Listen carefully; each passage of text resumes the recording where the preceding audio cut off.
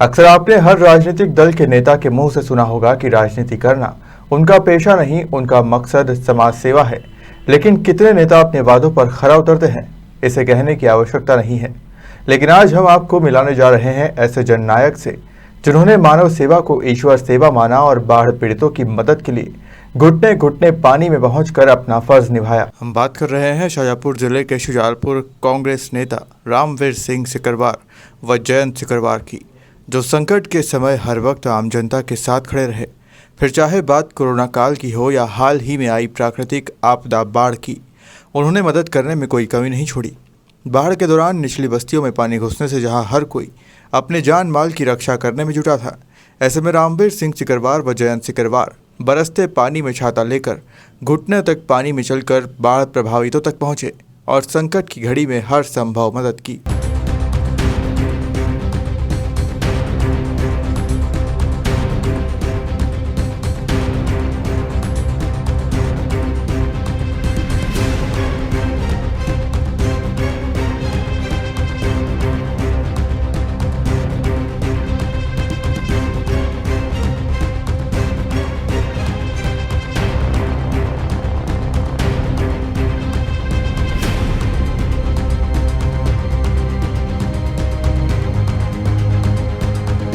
राजनीति को सेवा का मकसद मानने वाले यूथ कांग्रेस अध्यक्ष जयंत सिकरवार से हमारे शुजालपुर सहयोगी दीपक सक्सेना ने खास चर्चा की, जिसमें उन्होंने मानव सेवा को ईश्वर भक्ति बताया। जब भी प्राकृतिक आपदा होती है, ईश्वर नाराज होता है, तो निश्चित आम लोग उस व्यक्ति पर डिपेंड हो जाते हैं जो उनके जनप्रतिनिधि हैं। वो लोग निश्चित जो राजनेता हैं, जो अपने घरों से निकल कर इन लोगों की तकलीफ में शामिल होते हैं। हालांकि प्रशासनिक महज एक दिखावा या खानापूर्ति तो की जाती है, लेकिन उस व्यक्ति का उन लोगों तक पहुंचना निश्चित अच्छा भी साबित होता है कि वो लोग उन लोगों की तकलीफ में शामिल हुए। ऐसे ही हाल ही में जो प्राकृतिक आपदाएं पर बाढ़ के रूप में हमने मालवा क्षेत्र शुजालपुर विधानसभा में देखी थी, उसमें जो कांग्रेस के युवा नेता हैं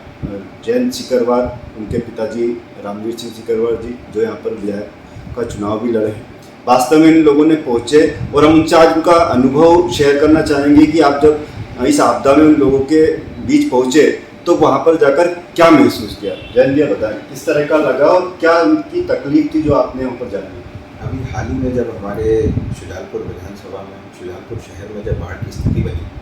तो मुझे हमारे वार्ड नंबर 19 से जो कांग्रेस के पार्षद हैं गोपाल भैया का भी फ़ोन आया। उन्होंने मुझे अवगत कराया कि निचली बस्तियां जो हैं, वहाँ पानी का जल स्तर बढ़ने के कारण काफ़ी घरों के अंदर जल घुस रहा है। तो कहीं ना कहीं ये स्थिति देखते हुए मैंने पापा से बात करी। परम आदरणीय पिताजी श्री रामवीर सिंह सिकरवार जी, जो कि पूर्व जिला कांग्रेस अध्यक्ष भी रहे हैं, पीसीसी सदस्य हैं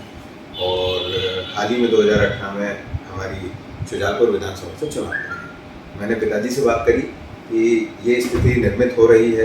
क्योंकि पिताजी कहीं उस समय बाहर थे, तो पापा ने कहा जाके पहले जायजा लो, क्या स्थिति है, कहाँ जनहानि होने की समस्या हो सकती है,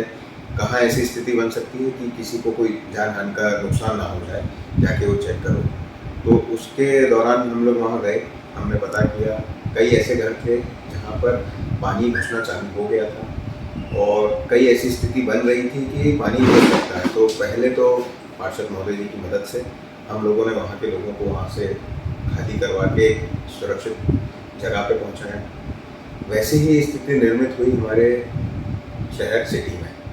कि धीरे धीरे जल स्तर बढ़ते बढ़ते वो लोगों के घरों में घुस रहा था। तो इसी को देखते हुए हम लोग वहाँ पहुँचे। जैसे भी जो मदद हो सकती है हम लोगों ने वो प्रयास किया कि हमें सही मदद हमारे लोगों तक पहुंचा सके, जिससे कोई परेशानी उनको ना हो और कोई जनहानि का खतरा ना हो। एक जनप्रतिनिधि को या एक राजनेता को निश्चित घरों में बैठ के आजकल जो सोशल साइट पर राजनीति हो रही, वास्तव में आप युवा हैं, क्या एक संदेश देना। तो उसके दौरान हम लोग वहाँ गए, हमने पता किया कई ऐसे घर थे जहाँ पर पानी घुसना चालू हो गया था और कई ऐसी स्थिति बन रही थी कि पानी घुस सकता है। तो पहले तो पार्षद महोदय जी की मदद से हम लोगों ने वहाँ के लोगों को वहाँ से खाली करवा के सुरक्षित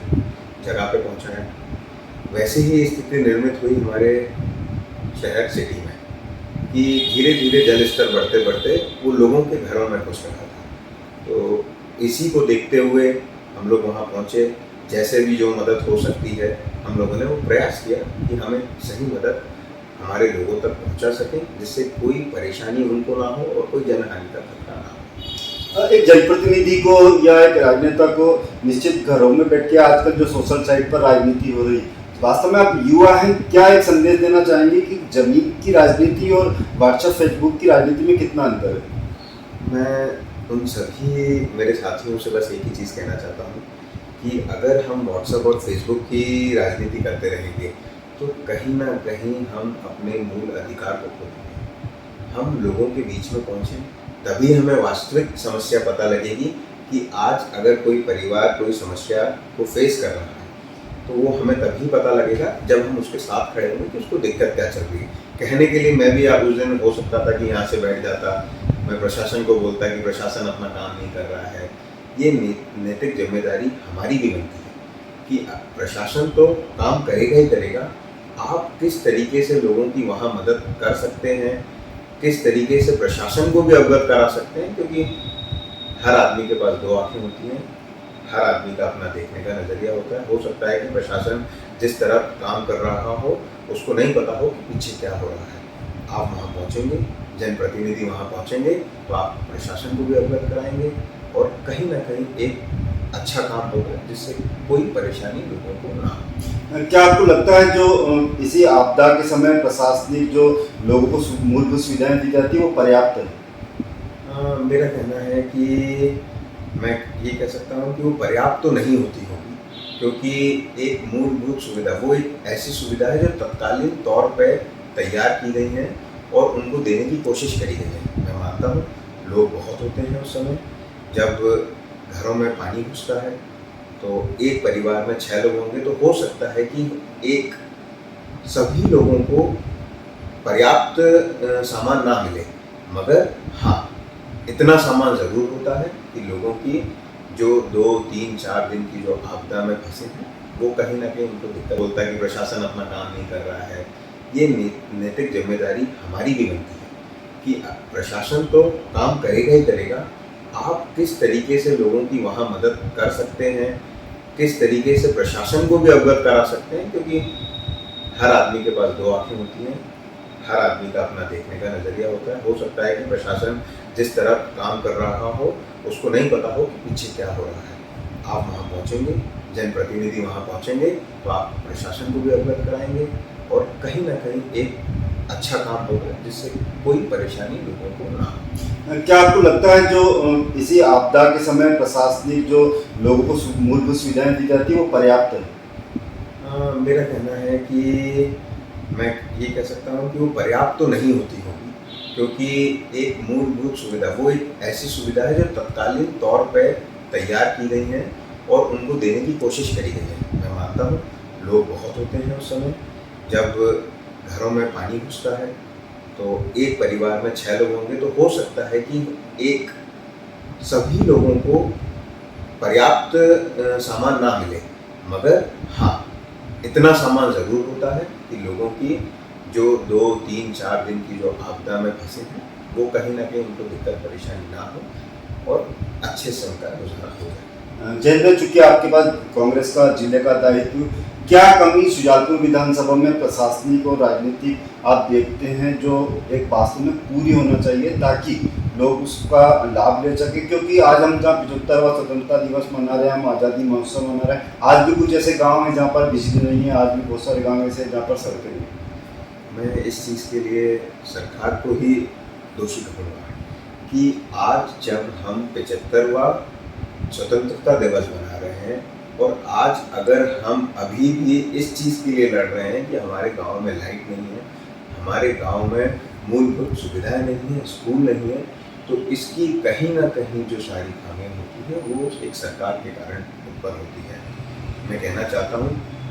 विगत 15 सालों से बीजेपी की सरकार है, अगर हमारी विधानसभा में आज भी इन चीज़ों की ज़रूरत पड़ती है तो कहीं ना कहीं वो जनप्रतिनिधि इस चीज़ के दोषी हैं जो यहाँ पर विधायक के तौर पर, मंत्री के तौर पर रहे हैं और जो मूलभूत सुविधा हम गाँव तक नहीं पहुँची। ये थे जयंत भैया, जिन्होंने वास्तव में सरकार पर एक सवाल बड़ा खड़ा किया है कि जहाँ 75 वर्ष का हम आज़ादी उत्सव तो अमृत उत्सव मना रहे हैं, लेकिन आज भी कई गांव, कई शहर ऐसे हैं जो मूलभूत सुविधाओं से वंचित हैं। खबर मध्य प्रदेश के लिए।